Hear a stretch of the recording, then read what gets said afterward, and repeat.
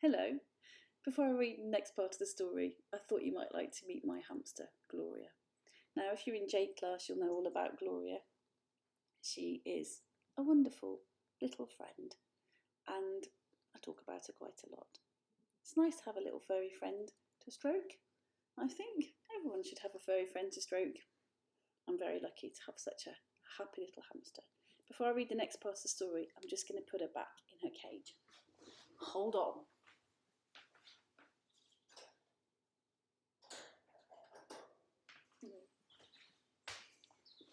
There. She's back and she's safe. Now, if you remember, chapter 3 was all about the family council. It didn't really go very well.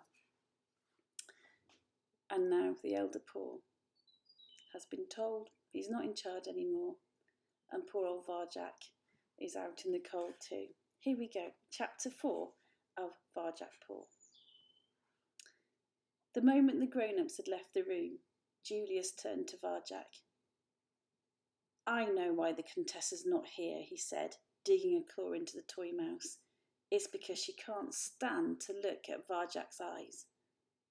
Jasmine, Jay, Jethro and Jerome all stood by Julius's side. No one stood by Varjak's side. He was alone and boxed in by the Contessa's empty armchair. Poor Varjak, said cousin Jasmine, but she was smiling as if it was some kind of joke. Why do you always pick on him? I'm sure he'd rather have green eyes like everyone else. Because they're different, said Jay. The colour of danger, said Jethro. He's not one of us, concluded Jerome. Varjak ignored them. He didn't even look at them, staring instead into the fire. The Contessa's not here because she's probably dead. Didn't you hear the Elder Paw? That's enough, insect, snapped Julius. No one asked you, and how dare you speak in family council? You're a disgrace to the name of Jalal. Julius's tail thudded menacingly on the rug. Very slowly, Varjak looked up and met his big brother's eyes. His own tail started to thud. Is that supposed to scare me? Sneered Julius. He towered over Varjak Paw. His claws came out. So did Varjak's. Fight! Fight! Fight! Jay, Jethro and Jerome crowded around the two of them. Jasmine watched, grooming her fine silver blue fur. Varjak shook inside, but he didn't show it, didn't back off. He'd never had a real fight, and he knew he didn't stand a chance against Julius. But it was as if something inside him was rising up, something old and strong and buried deep. Who did Julius think he was? Julius, darling, he's only a little kitten, cooed Jasmine in her milk-in-the-morning voice. He's not even a proper Mesopotamian blue, said Julius. He stared at Varjak with devastating green eyes. His pupils were thin slits of scorn, mocking, challenging, daring Varjak to move first. Varjak couldn't. He couldn't even hold the gaze. It was too strong, too sure of itself. Whatever it was that had risen up inside him had gone. He turned away and backed down. It was over. Julius had beaten him with just one look, as father had beaten the Elder Paw. In the fireplace, the flames spluttered and died. You're the cause of all this trouble, said Julius. Apologise for what you've done. I'm sorry, croaked Varjak. The words were like hot coals in his mouth. And don't ever do it again, or I'll break every bone in your body. Varjak sloped away from the front room, humiliation scorching his cheeks. A disgrace to the name of Jalal. That hurt the most. He didn't care what Julius thought, but Varjak had always felt close to his ancestor, always loved the tales. He couldn't bear the thought of being a disgrace to him. You wait, he said to Julius, to an imaginary Julius in his head. You just wait. One day I'll show you. There was no one in the hallway. It didn't matter if he was caught going out into the garden now. Things could hardly get any worse. Varjak went up to the back door, nudged the cat flap open, and slid silently out. The garden was a dark, gloomy place, full of gnarled old trees. They bent back on themselves, grown inwards and locked together, making a tangled net of knotted wood. It was hard to see the sky through them. Beyond the trees lay the stone wall that enclosed the Contessa's house and garden. It was so high that no one in the family could imagine climbing it. Even Varjak, who could sometimes make it halfway up a curtain before Mother or Father shouted him down. He drank in the cold night air, peered at the massive wall, the tangled branches, and thought he could see a thin white whisker of moon up there, far, far above. Varjak!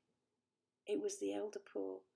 He was on his own at the bottom of the garden by the crumbling roots of a dying tree. Varjak padded over to join him. "I'm sorry, Elder Paw," he said. "It's my fault, everything that happened. But it's true about the black cats. I swear on the name of Jalal, it's true." His grandfather smiled sadly. "I know that," he replied. "And it's not your fault, not a bit of it. It's them. They don't even want to think anymore." They sat in silence together in the shadow of the wall. "Are you still going to tell me the tale of Jalal's greatest battle?" "Against Salaya of the North? Not tonight," said the Elder Paw. "I'm afraid there are more important things to tell you first. You're still young, but I don't think we have much time, and you're the only one who will understand." Varjak's skin tingled under his fur. Even after what had happened in the council, he was thrilled by his grandfather's words. "I'm ready, Elder Paw," he said. "Then listen carefully. Jalal only knows what this gentleman's up to, but with the Contessa gone, it's more than we can manage.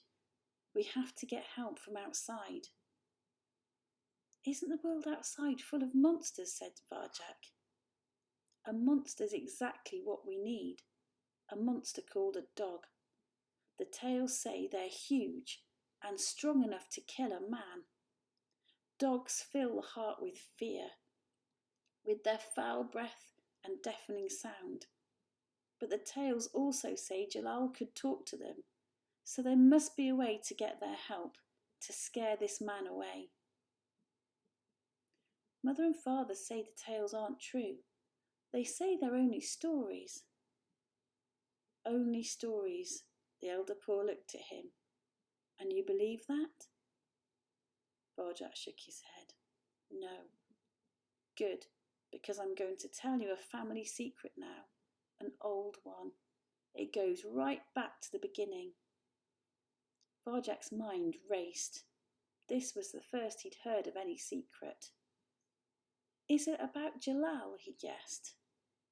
The Elder Paw smiled in the dark. "It is indeed. Everyone knows the tales of Jalal, but his way is a mystery, known only to a few." The way of Jalal. This was something Julius and the others knew nothing about, and the Elder Paw was telling him and no one else. "The way," said the Elder Paw, "has been passed down through the ages from paw to paw. Much of it has been forgotten over the years, lost and corrupted through time. Now only fragments remain. Perhaps the way will help us talk to dogs, perhaps not. I do not know it all, and I fear I won't have long enough to teach you the parts I know, but it's all we have left." Varjak felt strangely disappointed. Now he knew there was a family secret. He wanted to know it all. What was the point of a secret which was lost? Still, something was better than nothing. "Tell me more, Elder Paw." "Come closer." Varjak bent towards him. Closer. He leaned right over, so his ear was by the Elder Paw's mouth. There are 7 skills in the way of Jalal, whispered the Elder Paw. His breath was warm in the cold night air. We know only 3 of them. Their names are these: slow time, moving circles, shadow walking. He recited the skills slowly, in rhythm, like poetry. Learn these words and pass them on in turn. Slow time, said Varjak, moving circles, shadow walking. He rolled the words over his tongue like a new taste. Again. Slow time, moving circles, shadow walking. His fur prickled at the strange words.